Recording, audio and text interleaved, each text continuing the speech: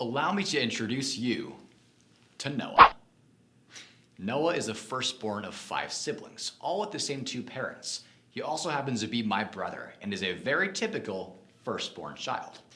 But what if I were to tell you that I am also a firstborn, and that although there are 3 children between Noah and the youngest sibling, there is no middle child in our family, but rather the would-be middle child is actually a lastborn? Bet you didn't know birth order could be so confusing. Have you ever wondered why your eldest son or daughter is such a perfectionist? Why one child is so much more difficult than another one? Or how it is that siblings, raised in the same home, can be just so different? Well, the explanation all comes down to something that has perplexed siblings, parents, psychologists, and my own mother for years. It all comes down to birth order, anonymously defined as the order in which persons are born. It has a lot more to do with your life than you may think. And understanding it, that's a whole other story. Why? Because the better we understand each other's inclinations, the better we'll be able to love each other well and remain at peace in our relationships. So first, we'll learn the general traits of each of the 3 birth orders, and then we'll move on to the exceptions to the rules. Unless otherwise noted, anything I tell you in the speech comes from 2 books by internationally recognized psychologist Kevin Leman, The Birth Order Book and The Firstborn Vintage.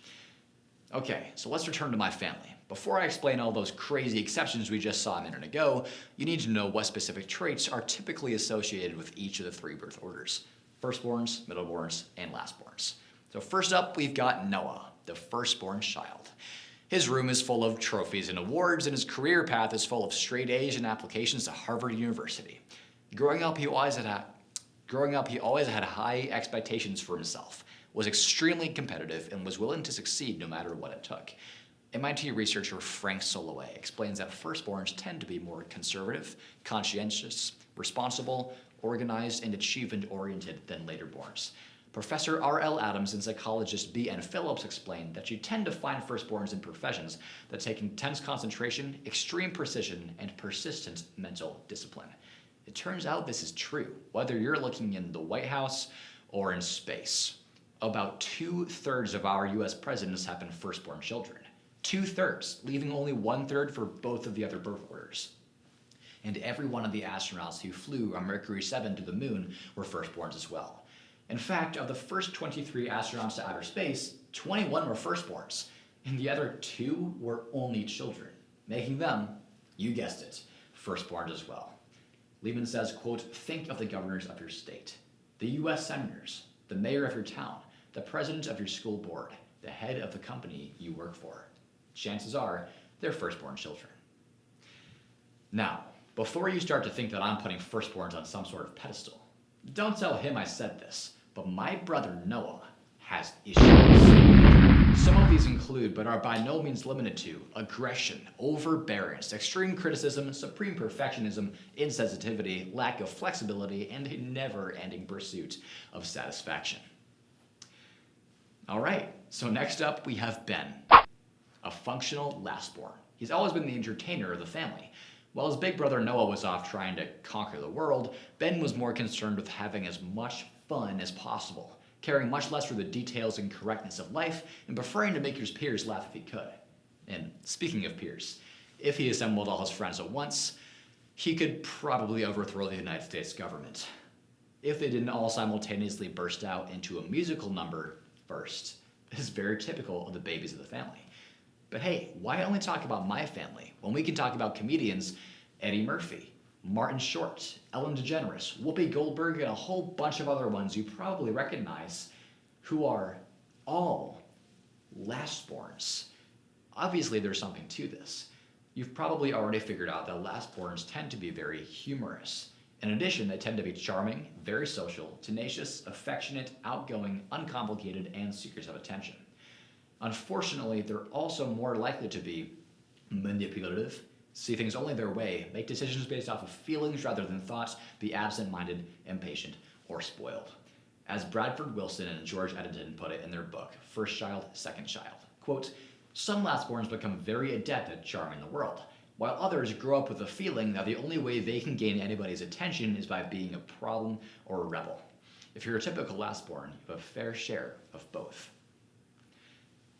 And finally, we have the last to be considered, middleborns, the children least likely to appear in the family photo albums. Middle children are the hardest to pin down in the birth orders because their traits can vary more than the first and lastborns. But generally speaking, middle children tend to be mediators, compromising, diplomatic, independent, fiercely loyal to their peers, and well-adjusted. In addition, they tend to have many more friends compared to firstborns, prefer to avoid conflict, and are usually the opposite of the child of both of them. Let's talk about Bill Gates. Love him or hate him, he's obviously very influential. Have you ever wondered how he got there? Well, as leadership trainer Pavel Mishenko explains in his TED Talk, because Bill Gates is the middle child in his family, he was always acting as a mediator between his older and younger siblings, learning skills of negotiation and compromise. Picture little Bill in the backyard with his siblings playing ball. His older sister, a firstborn, just grabs the ball. His baby sister cries until mom gives her the ball, and little Bill has to negotiate to get the ball. According to Mishenko, this kind of family interaction is exactly what enabled Bill Gates to achieve such amazing success in the business world. On to their weaknesses. Middleborns' weaknesses are usually very closely tied to their strengths. For instance, while they're usually very social and have lots of friends, their judgment can actually be clouded if they're too focused on pleasing those peers or if they're afraid of not being accepted by them. And while it's great to be compromising and strive for peace, middle children can be taken advantage of if they're willing to avoid conflict at all costs. Alright, so now we know the different birth orders and the traits that are typically associated with each of them. But as I said earlier, there are exceptions that can make you functionally one or the other. So what exactly is it that causes these anomalies?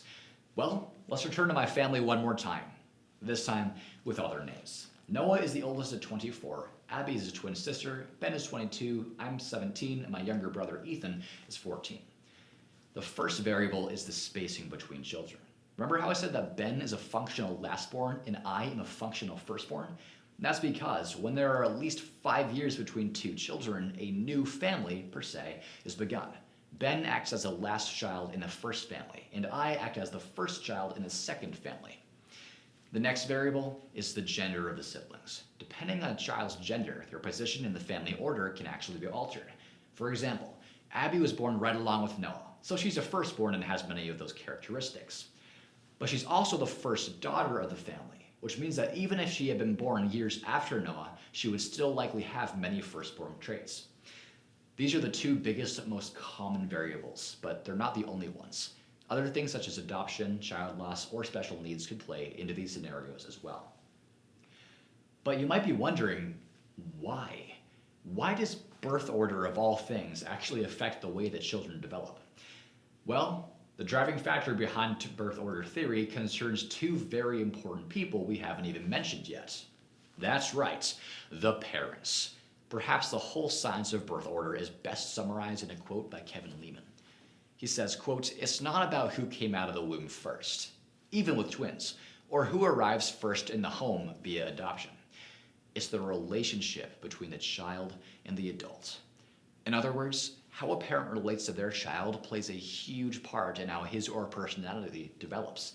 For instance, parents tend to put a lot of responsibility on the firstborn, who grows up more responsible, and not nearly as much on the last, who grows up slightly less responsible."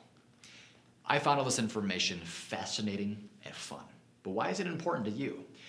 Well, because again, knowing all of this, when we take time to consider and understand why people behave the way they do, we prepare ourselves to bless and love them to the best of our ability.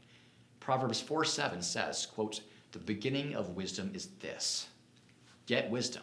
Though it cost all you have, get understanding."